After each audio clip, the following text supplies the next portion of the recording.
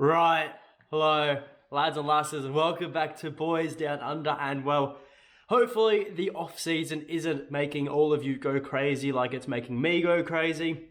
No Celtic it's a bit, it's getting me a bit froopy loopy. But hey ho, we move. We just think of it as every day is another day closer to watching Ange and the boys back in action. But before we go any further, if you guys are enjoying these videos and you want to help support the channel, the best way to do so is click the like button, click the subscribe button.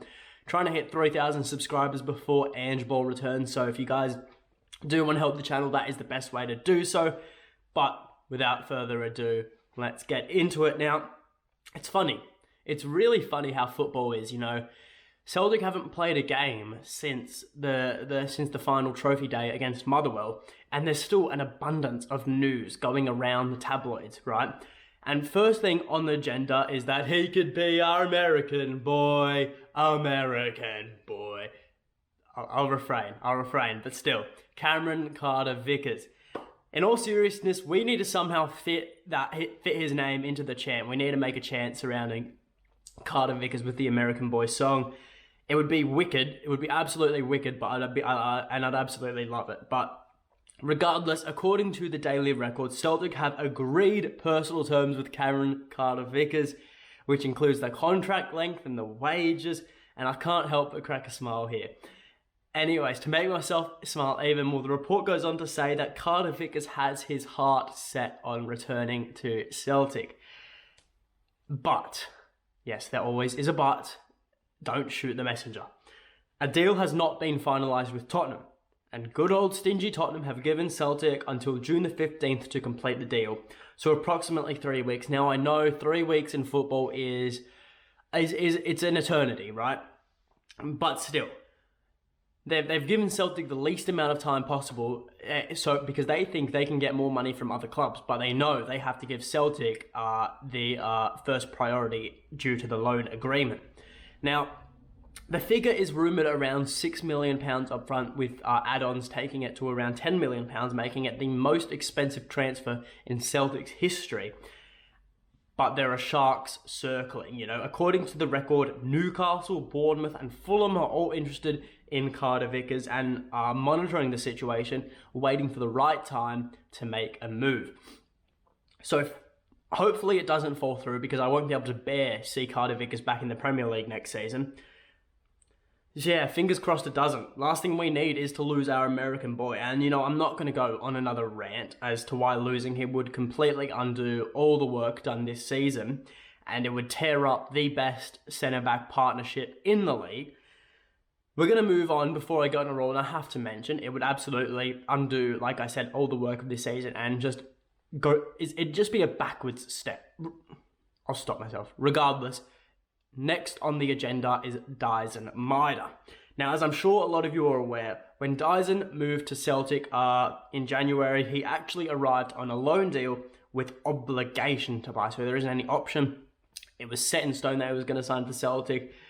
But on technicalities, he was never a permanent Celtic player, well, until last night, where Celtic handed over the £1.6 million bargain, I might add, for the wee lad who embodies "We Never Stop," and a player this season who has absolutely solidified his place in the starting 11, and he has shown great versatility, being able to play on both wings and even up front when we needed him to.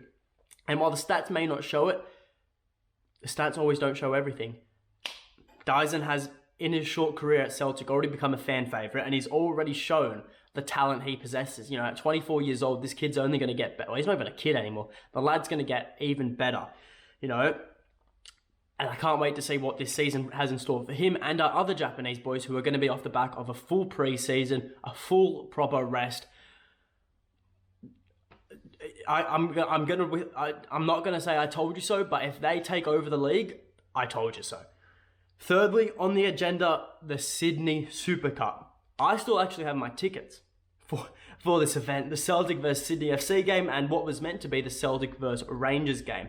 But obviously with Rangers pulling out, organisers had to find a replacement team, and they couldn't go and find any old team from any wayward league. You know, they had to bring in a powerhouse team, a team that would attract fans and attract tickets. Now, it's been reported that Inter Milan, our old rivals from Lisbon, are in talks to take Rangers' place in the competition. Now, I hope a lot of you have warmed up to this idea of a friendly in Australia, because I understand the main concern originally was the fact that we were going to be playing a Glasgow derby out of Glasgow, and it was going to just take away from the whole spectacle, right? It was going to take away from the whole rivalry. But then there were a small select few of you who were just against the whole idea of Celtic playing a friendly in Australia, even with Ange being our manager, you know. So that I didn't understand, but I definitely did understand the backlash from supporters regarding the Celtic versus Rangers match in Sydney. Now that Rangers have pulled out, I really don't see why anyone should have any complaints, you know. This is going on just before the World Cup. You know, players will already be in their squad. The players who don't make it to the World Cup will, you know, they'll have nothing to do. So why not put them in a mini preseason tournament to just keep their fitness levels up, you know? And you know what? As for Inter Milan, there are no confirmation that they're going to take the place, but the talk since Australia came down under in 2011 is going to be incredible, and it's also going to be a little bit of a taste tester for me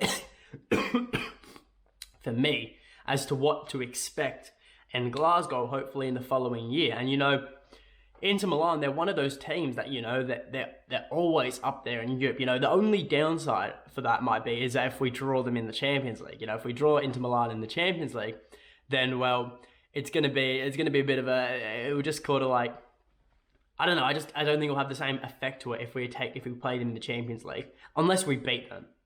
And in that case, if we beat Inter Milan both times in the Champions League, well, then we're gonna make the knockout stage, and, you know, that'd be sick, wouldn't it? Anyways, the fourth piece of news I have today for you guys is that